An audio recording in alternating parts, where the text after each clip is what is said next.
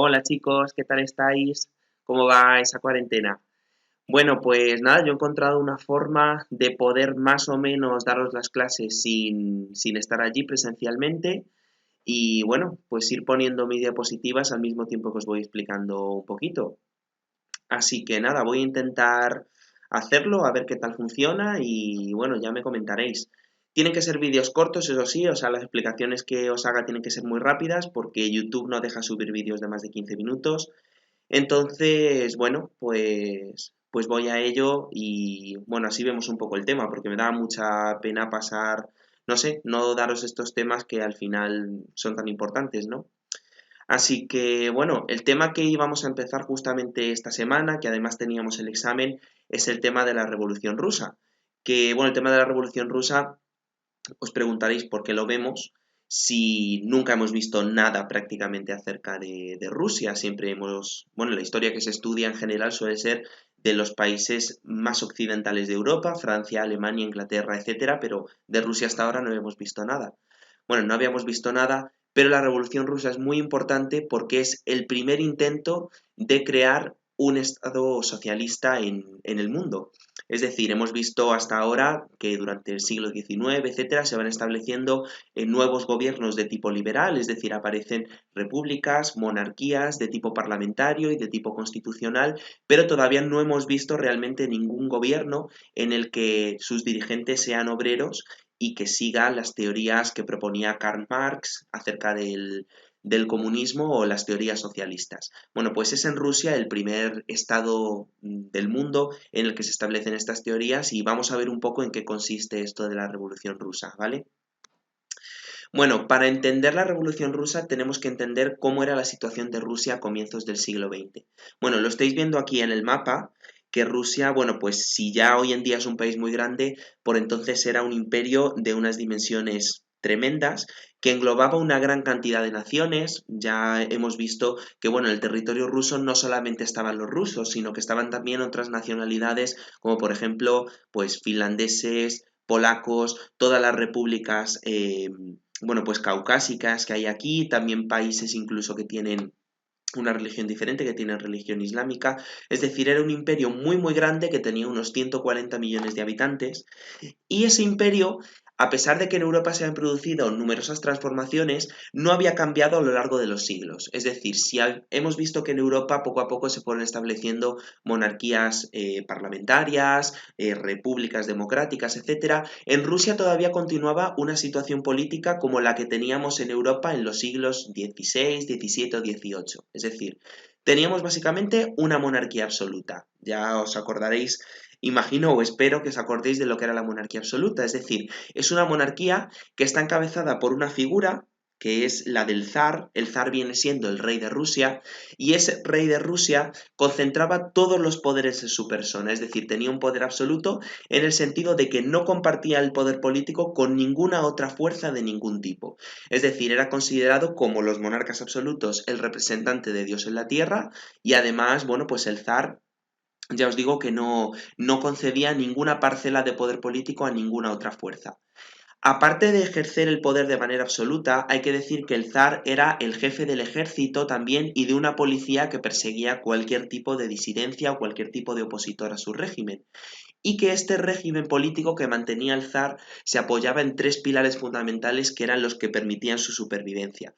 Uno de esos pilares es la nobleza terrateniente, es decir, la nobleza que tenía las tierras, la mayor parte de las tierras en Rusia, también el ejército y la policía secreta que los utilizaba bueno, pues el Estado como aparatos de represión y también se apoyaba en la Iglesia ortodoxa, ¿vale? Es decir, muy en la línea que hemos visto siempre del antiguo régimen, es decir, de una nobleza y de un clero que son los que apoyan a esos monarcas absolutos.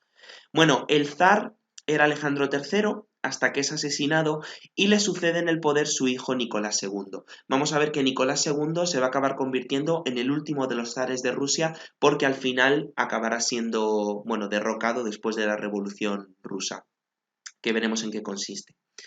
Bueno, ya hemos visto que a nivel político Rusia tiene una monarquía absoluta y vamos a ver que la economía de Rusia era una economía muy limitada, es decir, era una economía agraria todavía muy rudimentaria y que estaba profundamente estancada.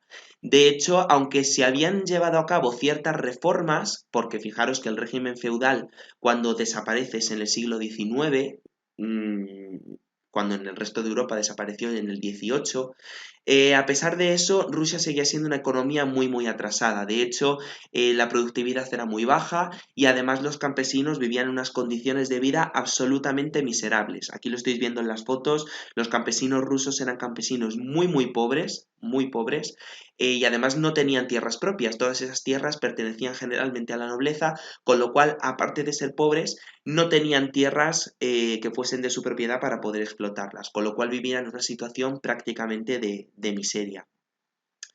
Y en la industria sucede lo mismo, o sea, sí hemos visto que es cierto que en Gran Bretaña comenzó la revolución industrial y esa revolución industrial durante el siglo XIX se fue extendiendo a otros países europeos como a Francia, Bélgica, Alemania, incluso España.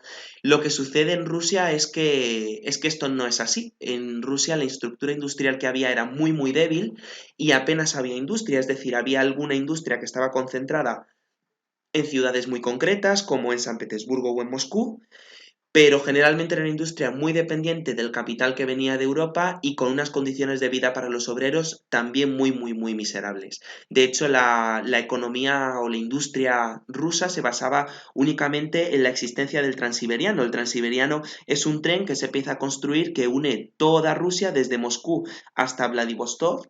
Y bueno, pues este Transiberiano realmente concentraba todos los esfuerzos industriales de Rusia, pero aparte de la construcción de esto, no teníamos nada más. Entonces, vemos que aparte de en política, tenemos una economía también muy atrasada todavía. Lo que sucede además es que en Rusia había muchas minorías nacionales que reclaman su independencia, es decir, todos estos territorios que hoy en día son países independientes, en su momento no lo eran, eran territorios pertenecientes a Rusia y en los cuales los rusos no les reconocían su autoridad ni ningún derecho a autorrepresentarse, ¿no?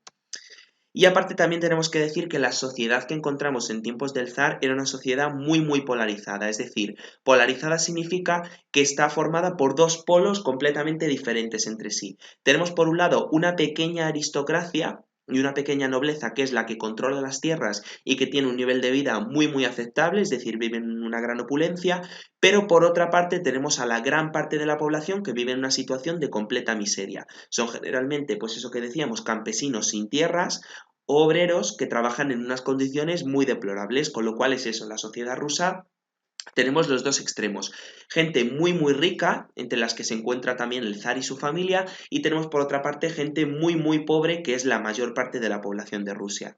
Entonces partimos un poco de esa premisa, ¿vale? Esa es la base en la que comienza la situación de Rusia a comienzos del siglo XX. Entonces, bueno, vamos a ver que frente a esta situación política hay cierta oposición en Rusia, aunque es una oposición clandestina, es decir, no puede manifestarse abiertamente por la represión que lleva a cabo el zar. Entonces, esta represión viene sobre todo dada por tres grupos, ¿vale? Los grupos por un lado marxistas, que son los que defienden las teorías de Marx acerca del movimiento obrero, etcétera, que ya lo hemos visto. Y dentro de esa, bueno, pues tenemos dos tendencias que son los mencheviques por un lado, que es un grupo mayoritario, y los bolcheviques por otro lado, que es un grupo minoritario. ¿Quiénes son los mencheviques? Bueno, pues los mencheviques son los que defienden que haya una revolución burguesa antes de que se produzca la revolución socialista. Es decir, antes de que los obreros lleguen al poder, creen que hay que pasar por una fase intermedia que sería una revolución en que los burgueses tomen el poder.